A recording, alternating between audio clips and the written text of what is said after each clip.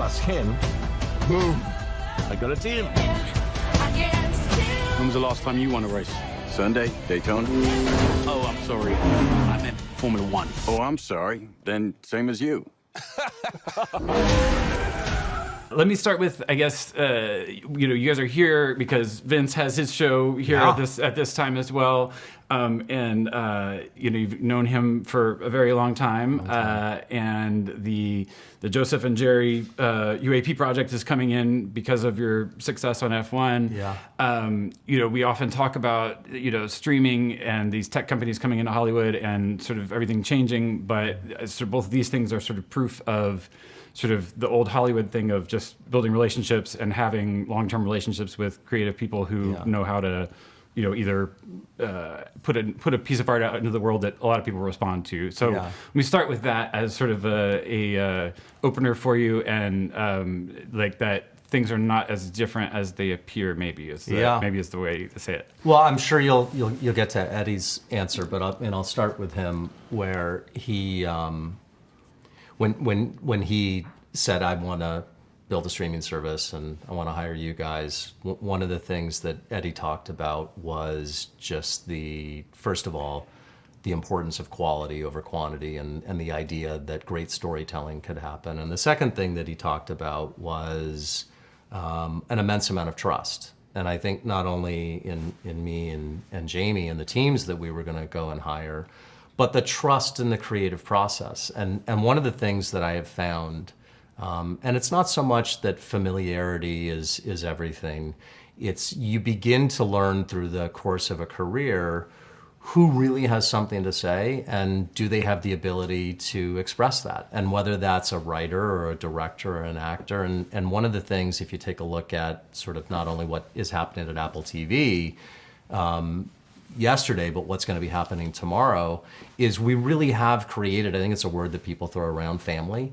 but we've created a family. I'm super proud that Seth gets to express himself not only in the studio, but we're making Platonic together, and there's other projects that we've done together and things that we're talking about with Seth and Evan. Rose Byrne, we have a history with her, and suddenly you see her on the service. Bryan Cranston came back. You talked about behind the lens, people like Vince Gilligan, who we have a storied history with, coming back to tell his next great story. John Bokenkamp, we made The Blacklist together. He's out with The Last Frontier, and it's gotten off in a great way. Our global audience is loving it, and we're excited about that. So there's nothing more exciting and I think validating when you get to bet on your not only friends, but colleagues who have the same level of excellence and that bar of execution, that they put a really high standard on themselves, which allows us to put a high standard on them. And the results are fantastic. They've been really consistent. So it's nice of you to remark that, hey, wait a second, these feel like people that you seem to know and have had some success with. So it's a nice thing. But it started certainly with Eddie. Work with great talent. Be great partners and hopefully additive to the process, and then continue to work with that talent, because collectively that partnership, you mentioned Vince Gilligan, which goes back almost 20 years, probably more than 20 years. Pluribus was forged with the work that we did almost 20 years ago with Vince. And we continue to do that with Seth and with Bill Lawrence and with Jason Sudeikis over and over and over again. Great talent, great partnership. Keep working with them. Anything to add to that? They both referenced your. I think this is what Eddie wanted from us, right? Look, I've always said if we built a great team, great people want to work with other great people. I mean, that really is the. So if you build a team and it is additive and it does all those things, then great people will want to work here. And that's one of the goals that we had when we started this, which is we said there's a real opportunity to build a place that the best storytellers will want to be partnered with. Jumping off from F1, what are you looking at in terms of your sort of model for theatrical? That was this big partnership. Is sort of like once a year doing that and partnering up with a established legacy studio to help with distribution, sort of the model that you think you're looking at, or could it be more? I think there's obviously every time somebody comes to you guys with, hey, we have a movie that we want to do, we want in theaters as long as possible, and often for you guys it's 2 weeks and then on streaming. But how are you sort of thinking about that? And obviously since you started, the sort of rumor of sort of Apple can buy a studio. Sure. Does that remain sort of in play, or are you happy with the partnership model for now? Yeah, we probably all have something to say on that. But you've asked a couple of questions there. Start with the first one. F1 releasing that wide theatrically and having it become a global phenomenon. Certainly, I've seen it described as the certainly summer hit that it was, and biggest sports movie of all time. Brad Pitt's #1 of all time. The biggest original film of 2025, and certainly on the leaderboard for the last decade in terms of original films. That was the culmination of the idea that movies can be experienced in a lot of different ways. We've been releasing movies theatrically since the very beginning. Some of those have been limited releases that lead to the Best Picture with things like Coda. Some of them have been a little bit broader than that. And then we've had some wide release, films that deserved it and was a nice validating moment. And I think, a lot's been said about what our film strategy is. Our film strategy is really simple. It begins and ends with make a great movie. And I think we've had now, over the course of almost 40 films, most of those have gone on the service and make us feel great because big, wide, global audiences watch them, they enjoy them, they love them, and that feels like a film. When you have a film that's released theatrically, that's also a very exciting experience for us because you get to, and Eddie's talked a lot about this, hundreds of people in one moment coming together and cheering together and laughing together and gasping together. There's something electric about that and exciting. So you're going to see us continue to experiment, I think, with all of those things, limited release and big wide release and then straight to platform. We've got the flexibility, and that part is the greatest thing about that. As it relates to Apple could buy a studio or Apple could do all these things, speculation's always great. Here's what we've been primarily and singularly focused on: building a great studio. Apple Studios now is producing more than half of our slate, and you're going to see that continue to grow. Apple Original Films has been the studio of record since day one of what we did with Apple TV Plus and now Apple TV.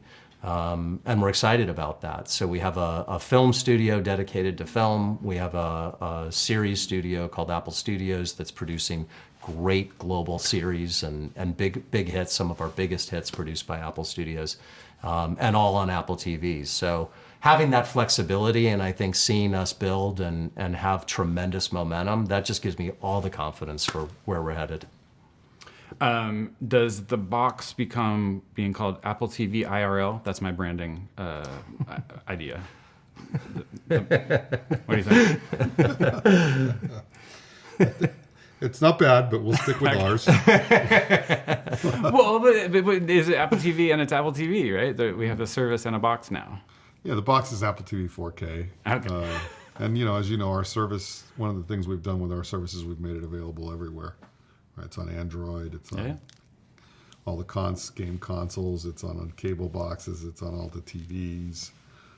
So you can watch it everywhere around the world, pretty much on any device, which is great. Which took a while for you guys to get there. I think there was the goal at first, was let's keep it within our garden, and then sort of decided to open it up. Look, it was never about that. It was just, just takes time, right? So we certainly started with our garden. Yeah. And so, but it was never meant to, we always had a plan to roll it out, and it just took a while, just like it took a while to have a library. It took a while. Look, this is what they've done and the team have done is crazy. Because everyone said you can't build something unless you license a library. And we said, look, if we're going to put the Apple brand on something, the things that we put Apple brands on are things that we build, things that we do. And so we're going to start from zero and build from there. And we didn't account for, COVID. We didn't account for, 9-month strike, all of those things that, when you don't have a library was challenging, but we're finally at a point now where, you know, we have new content coming out every week, and we've built this I think incredible team around the world, not just here in Hollywood, but around the world.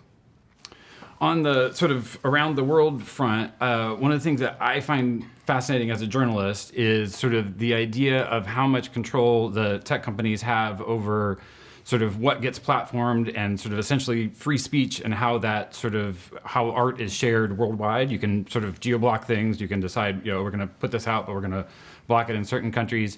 How much are you guys thinking about that? You want as big an audience as possible always. However, you also don't want to break up relationships with established creators or filmmakers who are doing provocative things that might make a government unhappy. Well, we don't geo-block anything. Whatever. But what that leads to is, okay, well, then we need to figure out a way to make that work. Whatever geo-blocks, and there are some geo-blocks that happen, they tend to be because of either laws or there's some contractual issue around it. But we don't do that. Look, we've said we're not in the news business, so that's not something, and I don't think the world needs Apple to be in the news business, so I don't think that's fine around it. The content we're creating, we create for around the world, and it's not, we don't really think of it in that way. We think the content we want to create, wherever it's created around the world, is something we think everyone should watch, or everyone should want to watch at least. So we don't put any limits on what we're creating. Yeah, I have the opposite sense. I mean, I understand your question or observation, but I have the opposite sense, which is the ubiquity of storytelling on a global basis and the ability to create global hits has never been more prominent and prevalent than today, right? And we were actually talking earlier, we have so many examples of things that we were hoping were going to be great. You know, we put real intent and thought into everything. I think our hit record has been the highest amongst all of our competitors. And I think there's real reason for that. And I give all the credit in the world to the amazing artists that we're in business with, and the people that we choose to sort of champion and allow them to do their best work. But the number of validating moments we've had over the last, going on 6 years now of, wow, this became a global phenomenon. Whether you're talking about, things like For All Mankind that we started with, to Ted Lasso, which comedies don't usually travel the world like that. There's a lot of, sage wisdom that comedies are much more regional. Suddenly we have the world celebrating kindness and thinking about the sort of possibilities of things. And for me, I actually think with all the things that you're mentioning, sort of from a technology standpoint and all the rest, I'm seeing technology put to good, which is we now have these global services out there, Apple, amongst the highest quality of them, validated by how the audiences are engaged in rating, where we can move culture and have people, but it's the audience ultimately who's in charge of that. If audiences don't love something, they tell you right away, and if they do love it, there's no greater feeling. So I'm excited about where we are. We're in over 100 countries too, by the way, so well over 100 countries. So everywhere Apple pretty much is, this content is. And then one sort of specific instance of recent sort of pulling back content was Savant, which we had sort of done all the promo for, got everybody out to do reviews and everything, and then got pulled shortly after Charlie Kirk's death. Tell me about sort of where you guys are at on now, when you're hoping to release it. It was sort of a very unusual one because Jessica is very sort of savvy and politically sort of smart. And so for her to kind of come out and say, hey, we have a disagreement here, felt big to me. And you guys have done a really good job overall of sort of smoothing out things with talent, I would say, to an impressive degree as a streamer. So that would be one instance where you're like, oh, okay.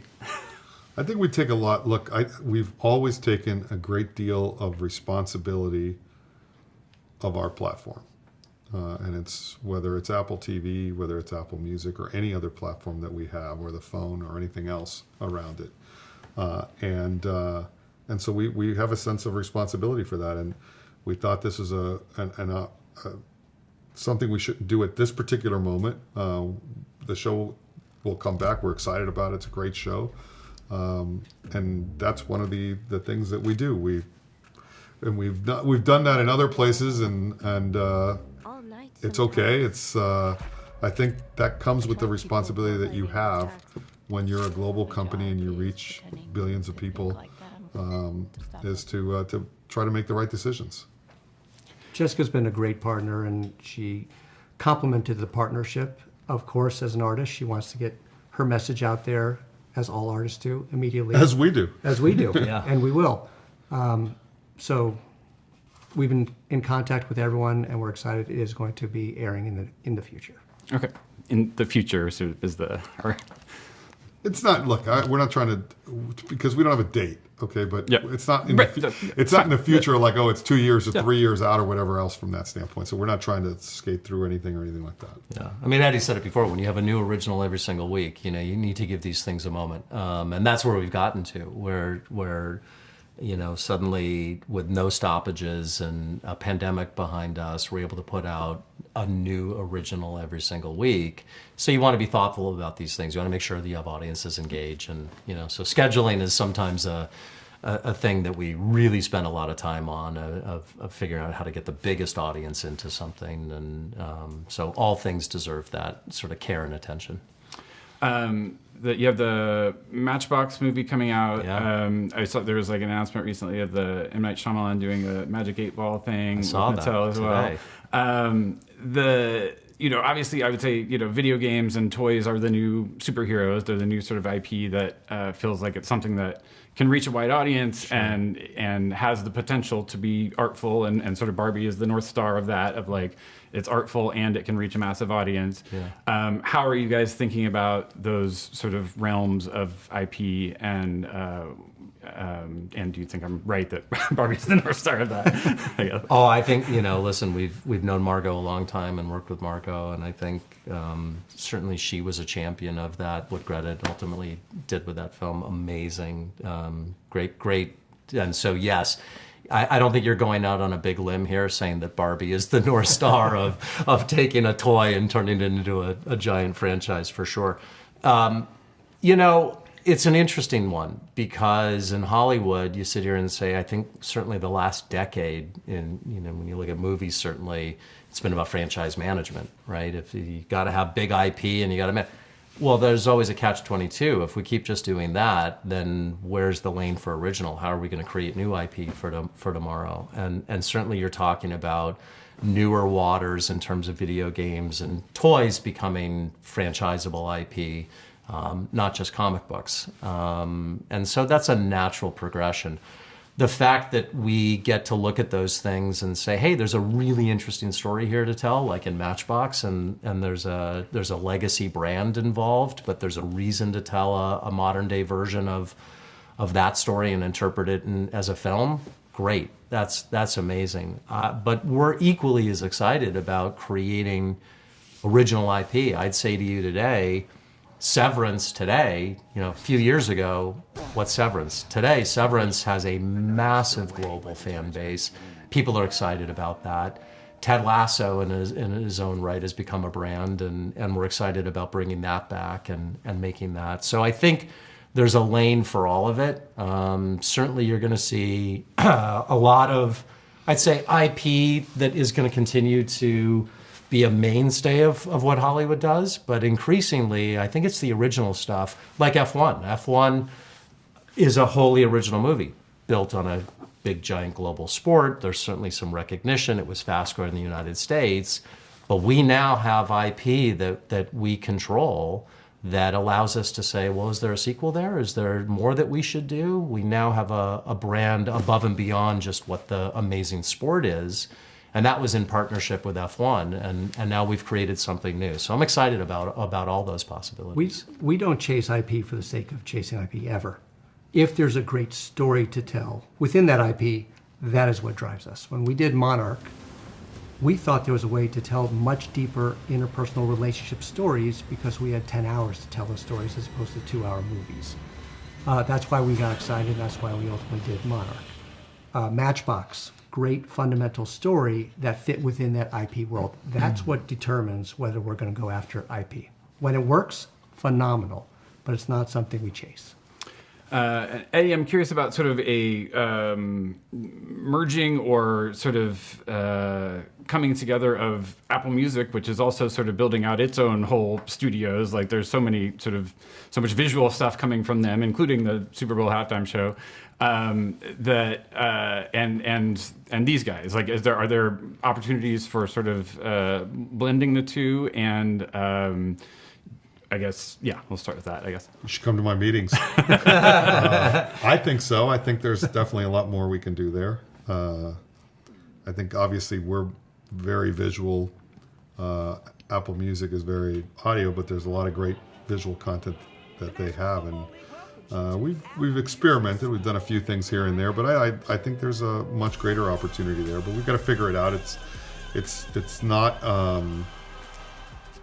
the same. You just can't take one thing and pop it in somewhere else. For sure. Part of what we're trying to do is, again, the what makes the thing special and what's the story that we're trying to tell. But yeah, there's no doubt that there's definitely an asset there we got to figure out. I saw a superpower recently with F1 the movie, where, you know, suddenly, and in no small part thanks to Apple Music's commitment and support, you're looking at, you know, huge hits, 600,000 sales, 1 billion streams, Tate McRae, top of the charts. And Apple Music was really front and center with not only putting up visuals, but helping to feature and helping to support and helping select the song. Helping select the song, the tremendous artists that we had on that soundtrack. I mean, that to me, there's very few companies that could have pulled that off as seamlessly. And you talk about sort of those two different separate divisions all under Eddie working together. Perfect example of sort of a true north and how we can put that together sort of time and time again. I'm excited about what that looks like.